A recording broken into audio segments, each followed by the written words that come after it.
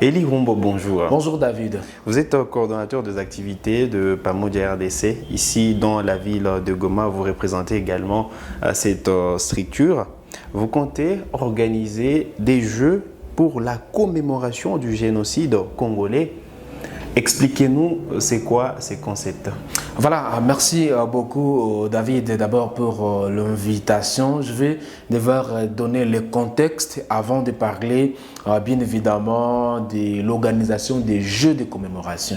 En fait, nous sommes Pamoja RDC, une structure des jeunes de la partie est du pays de Kinshasa qui se sont réunis autour de ces groupes dénommés Pamoja RDC. Voilà, nous voulons sensibiliser les populations, bien évidemment, à s'approprier cette lutte du président de la République démocratique du Congo. Vous savez, le président Félix s'est inscrit dans cette logique, bien évidemment, de faire comprendre aux gens ce qui se passe, bien évidemment, ou à découvrir, ou encore, bien évidemment, à recouvrir la mémoire collective des victimes de guerres, d'agressions depuis plusieurs années. Aujourd'hui, c'est estimé à plus de 10 millions de populations qui ont été tuées par la barbarie des agresseurs de la République démocratique du Congo. Et voilà, nous, à notre niveau, au sein de Pamoja RDC, nous comptons avec l'appui du président de la République et du gouvernement congolais, construire des musées mémoriaux en hommage à nos victimes tuées, j'ai dit, depuis maintenant plus de 30 ans. Nous voulons changer ces narratifs-là mensonger des agresseurs de la RDC et faire comprendre à cette population que tout ce qui s'est passé à la RDC, dans notre pays concerné tous, et interpeller la communauté internationale des crimes qui se passent dans la partie est de la République démocratique du Congo. Voilà, c'est ça le contexte, et nous, à notre niveau, on s'est dit qu'on doit célébrer nos martyrs, nos morts à notre manière. Voilà, nous avons opté l'organisation des Jeux qu'on appelle les Jeux de commémoration des Génocostes. Alors, ces jeux, justement, qui vont se dérouler dans la ville de Goma, vous avez expliqué les contextes. Il faut aussi ajouter que récemment, il y a eu des morts suite à des bombardements de terroristes M23 dans la ville de Goma, ce qui a accentué également cette situation. Alors, vous organisez ces jeux. Comment ça va se passer? Voilà, merci beaucoup David. Comme le nom l'intitule, les Jeux de commémoration, on a opté d'abord pour ce qui est des activités organisées. Il y a le football, il y aura le basketball, il y aura le marathon, il y aura également les concours, il y aura également des challenges sur TikTok, il y aura des génies en herbe, il y aura des concours d'éloquence, des nzango et autres. L'idée, c'est de transmettre ces messages, comme je le disais tantôt. Organiser ces Jeux, ce sera aussi une façon pour nous de lancer ces messages à la communauté internationale, à d'autres acteurs de tout ce qui se passe dans notre pays. Alors, s'il faut parler peut-être, si vous le permettez, avec le football, on a opté d'abord pour cette première expérience et travailler avec le quartier de la commune de Karisimbi. 11 quartiers sont concernés par le tournoi interquartier de football. Et là, on travaille avec les présidents de structures des jeunes locaux, les conseils de jeunes des différents quartiers. Et à la phase où nous sommes, tout marche déjà très bien. Et du côté du basketball, on travaille bien évidemment avec les équipes de la deuxième division, avec bien évidemment l'accompagnement de la tente urbaine de basketball amateur de notre ville de Goma. On travaille avec toutes les équipes de la deuxième division. Il y aura également pour les dames un mini tournoi. De ce côté-là, nous travaillons également avec la structure All Stars Dames qui a déjà une expérience dans l'organisation, bien évidemment, de basketball des dames. On a opté pour ça parce qu'on veut également promouvoir ces jeunes de la deuxième division au niveau du basketball. Et je disais, il y aura également les marathons qui sera au rendez-vous le jour même de la commémoration. Voilà, c'est en tout cas l'idée, tout ce qu'on veut faire de ces jeux. Alors, vous optez pour seulement des quartiers de la ville de Goma. Il faut dire que quand même que Goma est aujourd'hui il y a plusieurs déplacés qui sont dans la ville de Goma et qui sont dans les périphériques de la ville. Pourquoi ne pas justement faire à ce qu'eux aussi soient impliqués? Voilà, comme je le disais, c'est une première expérience. Et c'est là, c'est encore un début.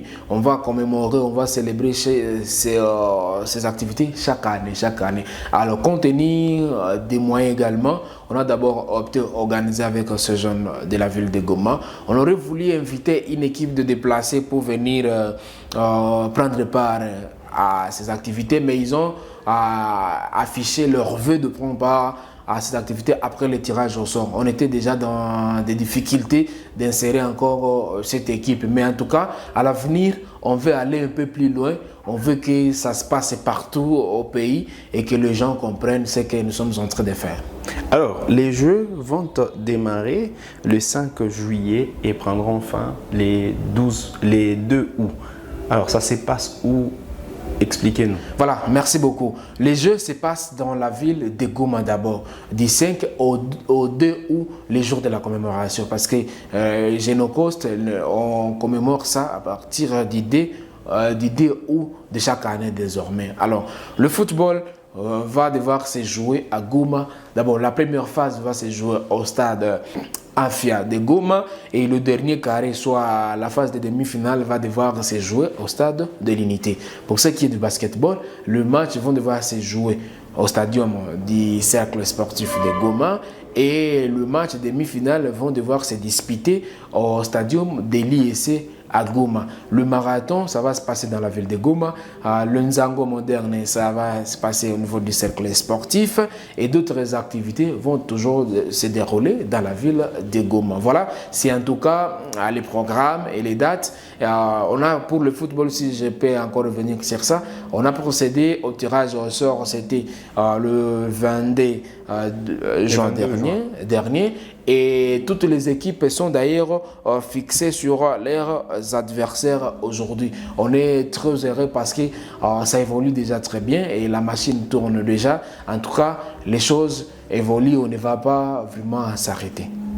Alors, ces jeux, justement, portent quel message? Vous avez dit que vous voulez interpeller la communauté internationale, mais pour ces jeunes-là qui sont aujourd'hui meurtris, cette population en difficulté, ces jeux représentent quoi?